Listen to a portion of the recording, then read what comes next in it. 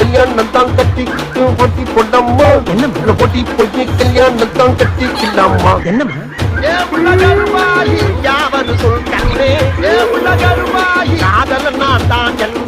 முகத்துக்கு நேரே சிரிப்பவர் கண்கள் முதுகுக்கு பின்னால் சீரும் போய் வேலை வேண்டிய பார்த்து போங்க.